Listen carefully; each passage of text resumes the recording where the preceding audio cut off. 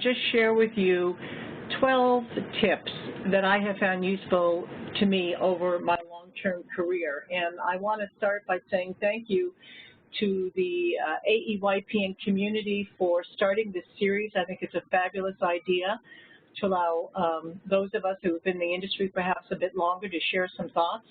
So thank you again for giving me the opportunity, and I hope that you will walk away with just even one or two items that you find helpful today. So first of all, let me start by saying, who the heck is Ginger Downs? You may or may not know me, but I have been a Realtor AE since 1983. During that time, I've managed 6 local associations. One was a commercial overlay association, and the rest were residential associations primarily. Everything from 250 members to almost 18,000 members at Chicago at their height.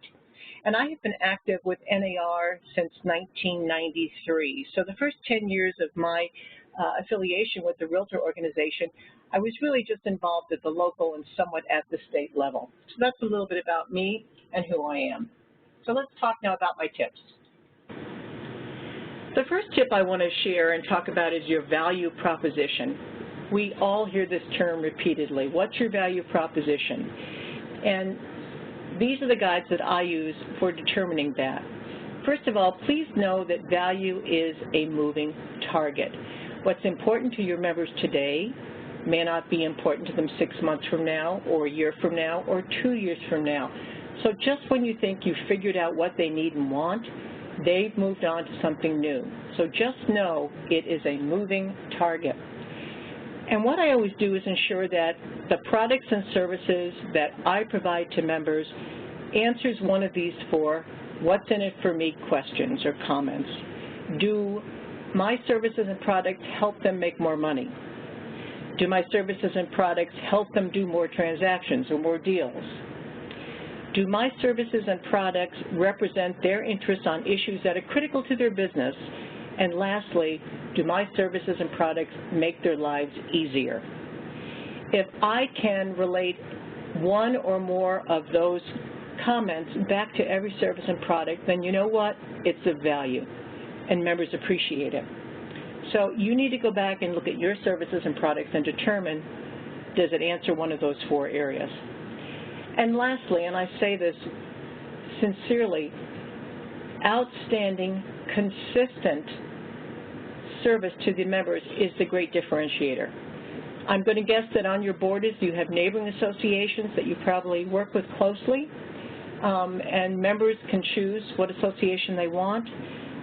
But again, if you give them outstanding customer experience, people will come back to you each and every time. So what's my next tip? I want you to work smarter and not harder. You know, there's never enough resources in the day, there's never enough time, there's never enough money, there's never enough volunteers or staff to do everything that you want to do. And so you need to prioritize your products and services and systems, and I'm going to help you do that by doing 3 things consistently on a regular basis. The first is what I call gathering and analyzing information. And this is where you really need to understand your members' key needs, their wants, their constraints, their environments, before you can begin offering them anything of value to them. So how do you do that? Well, you can utilize informal and formal methods, such as going on office visits, holding focus groups, doing survey work, quizzing them at membership meetings, etc. But you need to understand on a regular basis what the different constituencies of your membership need and want. Once you do that, and again, you have to do this ongoing all the time, then utilize systems. And we're blessed in that we live in an age of technology that systems, for the most part, are fairly easy to come by, and they're not very expensive anymore. So find systems that will work for you, technology solutions that will help you be more efficient and effective in delivering your services and products to the members. In addition to that, utilize social media. Facebook, LinkedIn, Twitter, YouTube, Google+, Instagram, whatever. You've got to use that effectively. That's a system that will help you be more effective and efficient in delivery of your products and services. And engage your YPN to be your social media ambassadors. Take advantage of it and utilize their skills to help you be more effective and efficient in getting the word out about what you're doing. And the last thing I want you to do in the three-step process is to leverage your resources through collaboration. Find partners that you can work with, whether it's your state association, local associations, your chamber of commerce, other groups in your community that you might work with. But find a way to participate in and initiate these partnerships, because it'll be of mutual benefit and it will help you stretch your resources greatly. Next tip I have is to remind you that policies are your friends. Now, I'm a policy wonk, and I'll be the first one to admit it. But bylaws, policy, personnel manuals, job descriptions are all really important to you. And one thing I tell people all the time is you have to ensure that your policies are aligned. Too often, especially for those of you that are going into an association for the first time, excuse me, or you've changed a job, you find your bylaws do not align with your policy manual or your employee handbook. So set aside time at least once a year to go through and be sure that you haven't missed anything and that they're in alignment with each other. Be sure that you are in alignment with NAR policies such as the dues formula, professional standards, RPAC, the core standards requirements, so that you are doing what you need to do as is required by NAR. And lastly, now that we have to have strategic plans done regularly, keep them updated. And these are two areas that I find people don't necessarily pay much attention to, but I think it's incumbent upon each of us to do this. Develop business plans or operational plans, whatever you might call them. For example, I have a 2-page strategic plan. I have an 80-page operational or business plan that lets my leadership and my staff know everything that we're doing for the year and who's responsible, when we're going to get it done, and what the outcomes are, and it's tied to my budget. The other thing that I see that people often don't have or associations don't have are any kind of a disaster recovery plan or a business continuation plan. You need to develop one for your association, because you never know when something could strike and it could take down your association. You need to be prepared. So please develop one of those as well. Volunteer leadership. Oh, you got to love them, don't you, folks? You know, I talk about board leadership as having a culture that is fluid as members come and go. And I talk about the fact that you can look at leadership over a long-term career in the Realtor family as being on a bell curve. You always have a couple of leaders that you think, oh my gosh, I wish these guys could be president for the next 5 years. Then you have a whole bunch of folks that are follow the bell curve, that are good, hardworking Realtor members who come in sincere, they do their best, they contribute to the organization, and then they move on. And on the other end of the bell curve, sometimes you've got somebody who just really is going to cause you grief and anxiety. And if you have a long-term career, you can expect that you will interact with each of these types, so just be prepared. I really would ask you to utilize NAR's Association Models online tool. It's a great tool, and if you haven't used it in a while or used it before, go check it out on the website, because what it does is it helps you and your leadership team together identify what your organizational philosophy is and how you believe you should utilize resources, staff, volunteer, dollar resources, etc. And it helps you align expectations so that you and your board can work more closely together. How do you prepare your leadership for their role? Well, there's all kinds of things you can do. Spend upfront time with them. Ask them questions. Listen. Advise them appropriately. And communicate regularly with them the way that they want to receive information. Have clear job descriptions for them and update them regularly. Offer them training as much as you can at orientation, at board of directors meetings, everything from parliamentary procedure, fiduciary duties, understanding basic finances, spokesperson training, understanding their role in professional standards, chair, vice chair training, understanding business plans. Whatever you can think of that's a need, chances are they need it and you can provide it. And by the way, if any of you are interested in any of the things I talk about today, a copy of my business plans, a copy of any leadership PowerPoints, I've developed PowerPoints on just about every subject related to leadership, and I'm happy to share them with you. If you haven't taken advantage of NAR's Realtor Leadership Program, RLP 100 to 300, you should seriously consider doing that. Whether you do it in collaboration with another association or with your state or on your own, I would recommend at least every other year you bring this training in. It's powerful, and the members absolutely love it. One last thing I'm going to say is have them do an annual self-evaluation. They really need to do this, so encourage them to do that to rank themselves in terms of their performance. I want to say that you're not always going to agree with your leaders, and you know what? That's okay. That's okay. But you have a duty to the organization, so if you find yourself in disagreement, examine your motives and your rationale for why you're in agreement, and if you feel you need to have a conversation with them that says, I don't agree with you and this is why, I want you to always be respectful of the people, remain measured and thoughtful when you have this conversation, and know that they may listen to you and still do something that you don't agree with, but that's okay. Lastly, identify new leadership. I realize that our processes are different from association to association, but I stress you in working with your leadership to look for diversity. You want brokers, agents, firm representation, specialties, age, gender, culture, ethnic background, market differentials, and you want to look for strategic and tactical thinkers both. It's important, so please do that. Great staff. Manage your own transition. If you go from a smaller association to a larger one and you have more staff, one of the things I find is often uncomfortable for a CEO with new staff to manage is just the process of doing that. You need to move away from being the tactician. You no longer will manage, say, professional standards or membership or some other aspect. Now you have to learn how to mentor and grow and support your staff. So learn HR basics.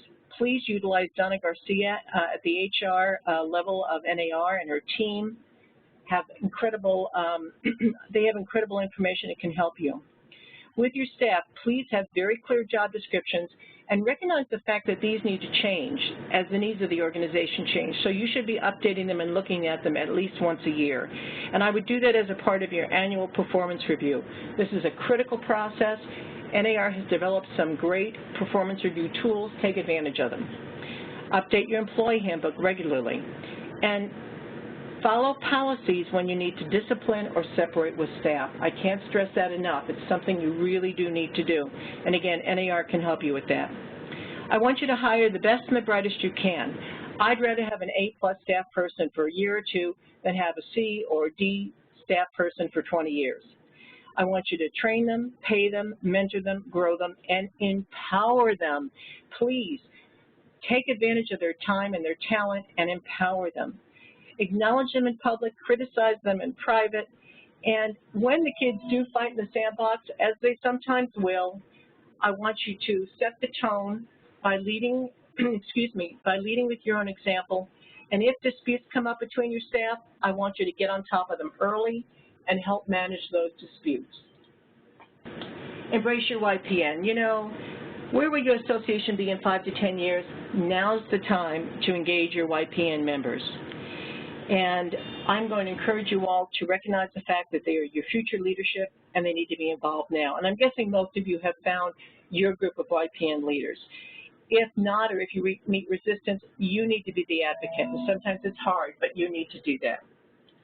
I want you to train your YPN folks to be leaders. Give them training that you offer your board members. Maybe change it slightly, but give them spokesperson training. Train them in parliamentary procedures. Consider a separate version just for them of the training that you're doing. And give them serious, real responsibilities. For example, a few years ago, my association actually had them create our strategic plan. We told them to blow up the organization, come back with what they wanted to have in terms of an organization for the future that would serve their needs. I gave them a facilitator, I gave them a year to do it, and they came back with an incredible plan. My board tweaked it slightly, but they approved it almost in its entirety, and it has been very rewarding, and it was rewarding to them.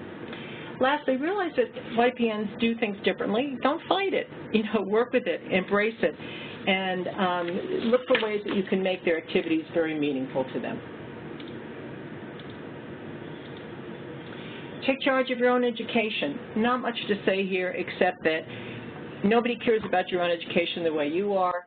Whether you get industry updates and go to Inman or go to some other meeting, whether you take advantage of ASAE and affiliated chapters, Obviously, AEI, I expect that each of you would be going to that, get your designation, look for an MRE through Realtor University, and get a mentor and be a mentor. And the last thing I would say specific about your own education is insist upon an annual evaluation that is done consistently, and that includes good constructive feedback for you to grow as an AE. Members are watching you, folks. They're watching you, so you better be the first to donate to RPAC at whatever level you can. You better be a volunteer yourself. I want you to practice what you preach, especially in meetings. You need to be prepared. You need to show up on time. You need to pay attention. You need to participate.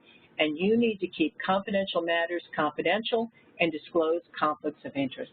And lastly, members are watching you on social media and live. So watch, drinking, behaviors, activities, online, at the social scene, at association events. You know what, guys? It's okay to be overwhelmed. And I don't care if you've been in this business 1 year or 35 years, there will be times when you will be overwhelmed. It's much more common than you think. So tell your leadership. Acknowledge that you need help.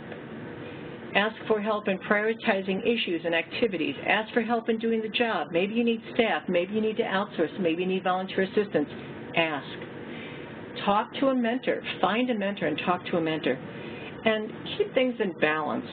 Take things a day at a time. Give yourself some time to relax. And give yourself time to resolve the problems, because you're not going to solve everything overnight. Take a break. Get some rest. Do something you love just to help you put it all in perspective. Don't steal. Let me say it again. Don't steal. You'll be caught. I expect that you will be ethical and truthful in all that you do, that you will protect and manage the association's resources. I am thrilled that the core standards now requires us to do an annual audit or review, because it's something that is desperately needed by every level of every size association. And lastly, please be transparent with your financials. I don't believe most associations put their financial data up on their member side of their websites, but I encourage you to do this. My association has up 5 years of financials. We put up our tax returns, our annual audits, and our 990s on the member side of the website. And every year we remind the members that information is there, and if you want to view it, you can see it. Since we've taken that practice and that approach, we've never had a question about our finances. I'm just encouraging you to consider doing something along these lines. Expect the unexpected. Bad things do happen to good people. And just when you think everything is going straight and going well, bank accounts are breached online and systems get hacked, a natural disaster occurs that disrupts your business, your MLS system goes down for an extended period of time, your association gets sued or you sue a member, your president's license goes inactive during his or her term of office, or your president goes bankrupt, your largest member firm has a fair housing suit filed against them, a board member is arrested for shoplifting, a key staffer, officer, or your own spouse gets cancer, a longtime staff member dies unexpectedly, and a member is murdered. And these are just things that have happened to me over my 35 years in the business. I want you to say, if something happens that is unexpected, stay calm. Let me repeat it, please, stay calm, because people will look to you for leadership in a disaster more than they will any other time. I want you to marshal your resources. Try not to be too reactive. Give yourself time to breathe and sort through things. Ask for help. Go to your state association. Go to NAR, depending upon the situation. Talk to your peers and try to figure out what resources are there that you can utilize that will help you. Marshal your official spokesperson or spokesperson. Bring them into the process, okay? And last thing to do, every day is a potential press conference. So I tell people all the time, keep things handy that you need. Keep business cards and a name badge. Always keep a jacket in your office, something that if you have to throw it on the last moment so you look professional, you will do that. And keep simple tips on speaking to the media at your desk. The last thing I want to share with you is this. I encourage you to be brave. Dare to be brave.